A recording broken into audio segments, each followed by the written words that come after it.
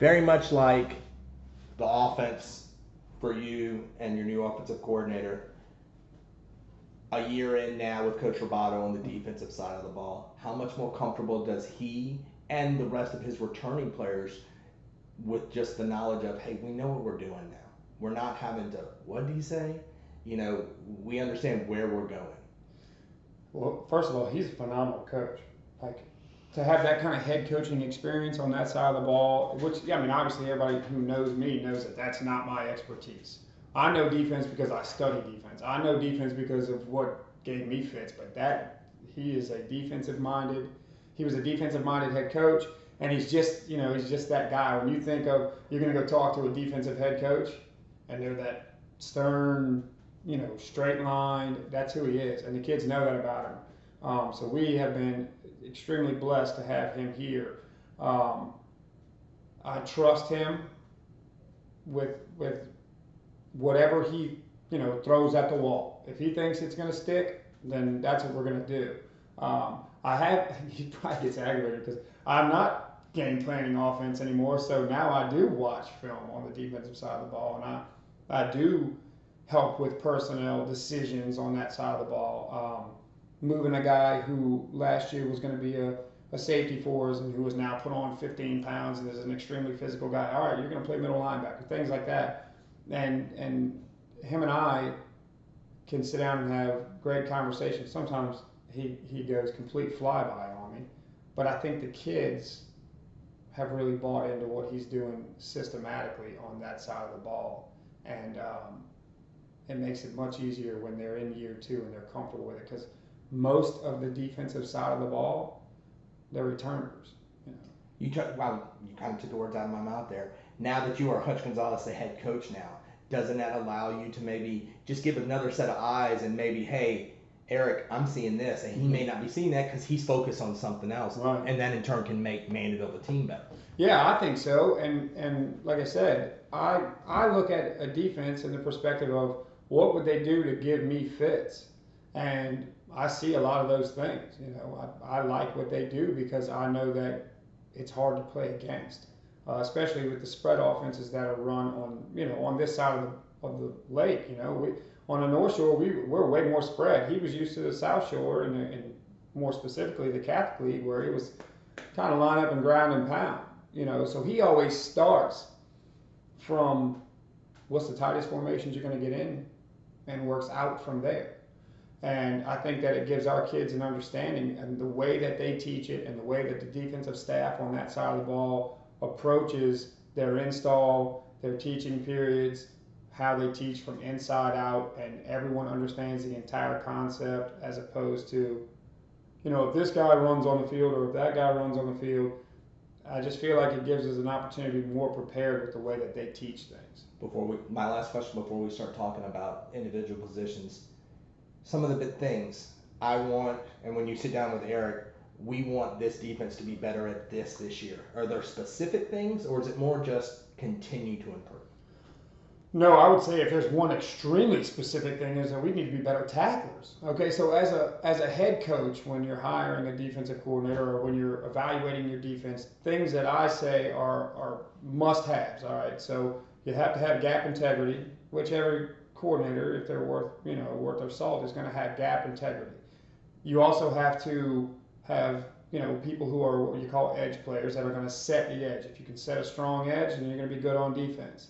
If you can marry your coverages with your fronts, then you'll be solid. And if you can tackle well and you fly around and tackle well, you're going to be good. If you don't have any of those other three things, but you can fly around and tackle, you'll be good enough to keep yourself in games. And I think last year we didn't do a great job of tackling or winning at the point of attack on defense.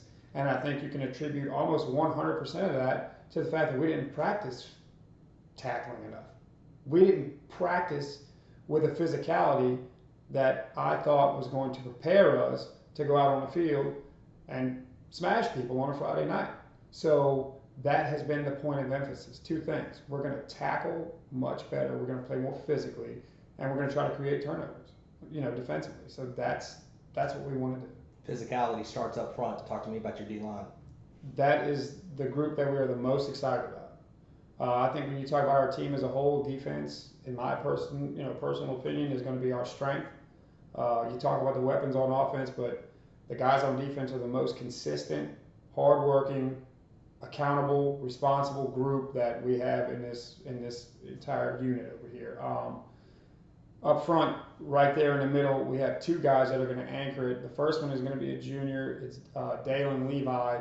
He got some playing time last year. He was still a little immature, not necessarily where we wanted him physically yet, but he has transformed through an offseason and through a summer. He is a solid 6'2", 275, 200, almost 80-pound kid who squats right near 600 pounds and is a tank. He's an ox. He's going to give opposing centers fit when he's lined up as a nose. If he's lined up as a shade, he's also quick. So we're really excited about what he can bring to that. The guy who did not get on the field last year because of a knee, he had a patella tendon problem where his kneecap wouldn't stay in place, and we just said, you know what, just take the year off. You're a sophomore. You're going to get stronger. Seth Paggard, one of the strongest kids on the team, hands down. Not built quite like Dalen. He's more of a 5'10", 255-pound kid, but strong. And so these two kids in the middle are really going to anchor that. We have Miller Mcswain, who probably should have been a starter for us last year defensively. We had some seniors that we like to keep out there. We knew it was going to be a tough year anyway. We wanted those guys to get their time. We didn't want too many young guys to take too many lumps. So Miller got his experience out there last year as a defensive end, but he's going to be great for us this year. Has an absolute motor and just kills it. And on the other end, we have Odin Pierce, who played linebacker, predominantly for us last year, but also put on about 20 pounds. So he went from about a 185-pound kid to about a 210-pound kid. And he can really run. He's extremely athletic. He's also 6'2", almost 6'3". He can really go. And I had a great spring game, and really just understands that position a whole lot more now. I would attribute a lot of that to Coach Triforce, who's an absolute technician, coaching those D linemen. But we're really excited about that group. I remember you and I sitting here talking last year, and you told me to my face on this thing, Bulovas was the heart and soul of this defense a year ago at linebacker. Mm-hmm. Could split the atom. He was so smart and lined up everybody.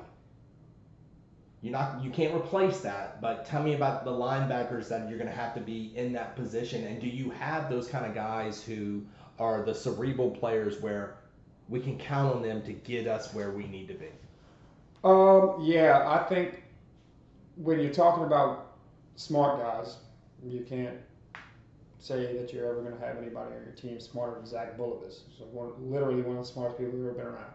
When you talk about football smart guys, it's a different animal. We have a kid named Reese Caloro who's going to be a senior and has basically acted as the captain of this football team all summer, all offseason and summer.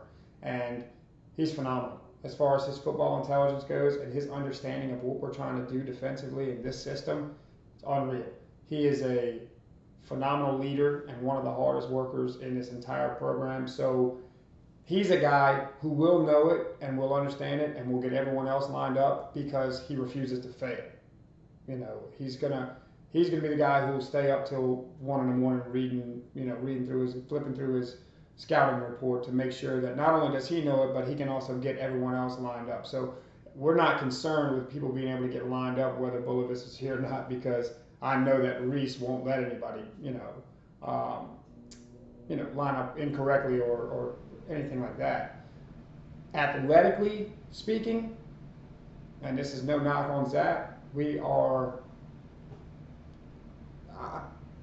you can take that. 75% more athletic. Right. We're almost double as athletic as we were last year. It's not even close. Reese alone is as athletic or more. Reese played last year, but he's twice as athletic as he was last year, and he can play faster because he understands it better. Our middle linebacker, John O'Connor, is the one I was talking about. We're moving down from safety. Now, this guy was a pretty good safety last year, but his ball skills lend themselves, me personally, I think his ball skills lend themselves better to him playing middle linebacker. Not to mention, he's another kid who's put on 10, 15 pounds.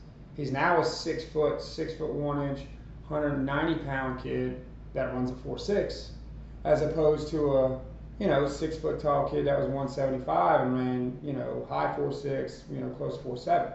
He's an animal in there in the middle, and he brings an element to the defense that I did not see one time last year, in the sense that during the spring, Zahn breaks a run up the middle of the field, he's taking off, and we're just used to seeing that.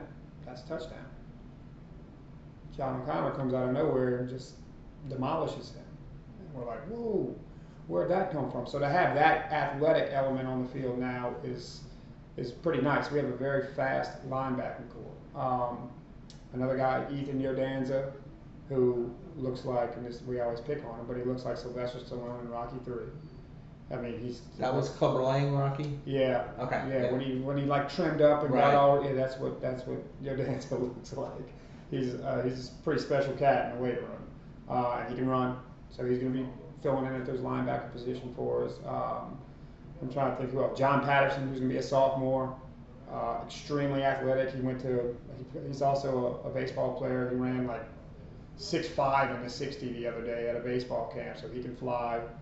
He's a 185-pound kid. So nobody, Mike Maudy's not walking through the door anymore, but those Mandeville linebackers are kind of coming back into the fold now, with this group. Wrapping it up with your secondary, you talked about all the spread offenses you're going to have to go up against. You're going to have a secondary to combat that. Mm-hmm. Who's back there? Got to start at the safety position, and whenever I talk about our secondary, we start with Noah Angolia, who's coming back. He's kind of the guy who's going to get everybody lined up. Noah's an extremely athletic, 6'1", 185-pound, big prototype. He looks like a college safety. When he walks out on the field, you're like, man, it's a good-looking kid. He can also run. And he's smart, he understands it, and like I said, we got some guys back there who have some experience, but he's the guy who kind of puts everybody in their place. He's also got some phenomenal leadership qualities that we need at that position. He's kind of the quarterback back there. The guy that we're kind of like not 100% certain on what he's going to be is a kid named Jack Henderson. Now, Jack is a physical specimen. He is a 6'2", almost 200-pound kid who runs a legit 4.5, low 4.5. He's one of the fastest kids on the team, and if he walks through the door, he's also one of the prettiest. He's big, and he's tall, and he's strong, and he's muscled up, and he just looks like he got off a surfboard. I mean, he's beautiful. So we love him, but we're waiting to see. Now, he's also a kid who got offered to go play lacrosse at IMG. He's that athletic and that physical, and if you've ever seen him play lacrosse, he just dominates. He's a great player. So that's kind of, we're hoping he brings that physicality to the field. He has through spring practice and the spring game. His work ethic in the weight room is, unparalleled on this team. He's a monster in here. So we're waiting to see if that's going to translate to the field on Friday nights. If it does, we're going to be in good shape with those two. Excellent shape. Corners will be kind of by committee. And we're fortunate enough to have 3 or 4 guys that we can put out there. The mainstay is Mason Muley, who played out there last year, but he got moved there last year from that safety position. So we really weren't 100% certain of what he was going to do as a corner, and neither was he. But this year he's had a ton of experience with it, a ton of practice with it. He's working through there, and he's really been more of our consistent guy. Justin Miller's starting on the other side of the ball right now. Justin's a smaller guy, but boy, can he fly. So he's not going to get beat over the top very often. We want to make sure that he's getting everything down as far as the way he sticks his foot in the ground and breaks back on the football and things like that. But he's a hard worker, so we don't really have any doubts that he's going to get it where we need to. Javen Lott is going to be a senior. He'll also be out there, so we're excited about that there's going to be 3 seniors playing that position. And we also have our young guy, Jerron Lee, who's going to be a sophomore, maybe one of the most athletic guys on the team. And we were really trying to find a spot for him because he was just so athletic. We wanted to get him on the field, and we said, well, let's see if he's got some hips. We'll let him play corner. And he jumped out there and did a really good job, and so he's going to end up finding himself in the mix. We got 3 or 4 guys that can kind of roll through there. My last question, and you know how I wrap this up with everybody else. Yeah. I'm not going to ask about wins and losses. I would never do that to a single coach. But what's your feel? What's your gut telling you about what the 2019 Skippers just, not the one day at a time, not one practice period at a time, the coach speak. No. What's your gut telling you? When you go home and put your head on the pillow at night, what is your gut telling you about the 2019 Skippers? My gut tells me we have an extremely gritty, tough, hard-working team. And if we can carry the offseason, and by the offseason I mean from November until we start, if we can carry the momentum that we've created into the season, we can compete with anybody on our schedule. Anybody. I mean, we're not excluding anyone. If we carry it over and we perform like we've prepared, we can play with anybody on our schedule.